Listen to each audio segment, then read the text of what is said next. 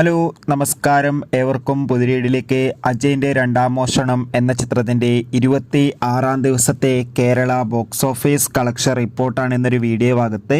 വീഡിയോയിലേക്ക് വരുമ്പോൾ video like ചെയ്യുക, ചാനൽ സബ്സ്ക്രൈബ് ചെയ്യുക. ഈ വരുന്ന ഒക്ടോബർ മാസം ധാരാളം ചിത്രങ്ങൾ ഇനി അങ്ങോട്ട് OTT റിലീസ് ചെയ്യാൻ പോവുകയാണ്. നമ്മുടെ ചാനൽ ഭാഗം പരിശോധിച്ചാൽ നിങ്ങൾക്ക് കാണാൻ വേണ്ടി സാധിക്കുന്നതായിരിക്കും. നേരെ ഇന്നത്തെ വീഡിയോയിലേക്ക് പോകാം. ജിതിൻ ലാലിൻ്റെ സംവിധാനത്തിൽ ടൊവിനോ തോമസ്, ബേസിൽ ജോസഫ് എന്നൊക്കെ പ്രധാന കഥാപാത്രങ്ങളായ ചിത്രമായിരുന്നു അജയിൻ്റെ രണ്ടാം മോഷണം. ചിത്രത്തിന് മികച്ചൊരു പോസിറ്റീവ് റെസ്പോൺസ് തന്നെയാണ് ഇപ്പോഴും പുറത്തുകൊണ്ടിരിക്കുന്നത്.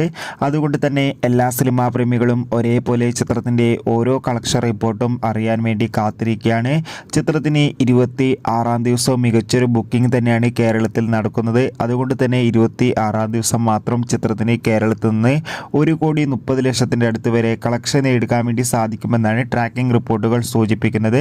കാത്തിരിക്കാം നമുക്ക് ചിത്രത്തിൻ്റെ കൂടുതൽ ബോക്സ് ഓഫീസ് കളക്ഷൻ റിപ്പോർട്ടിനായി. ചിത്രം കണ്ടവരുടെ അഭിപ്രായം കമൻറ്റ് ചെയ്യൂ.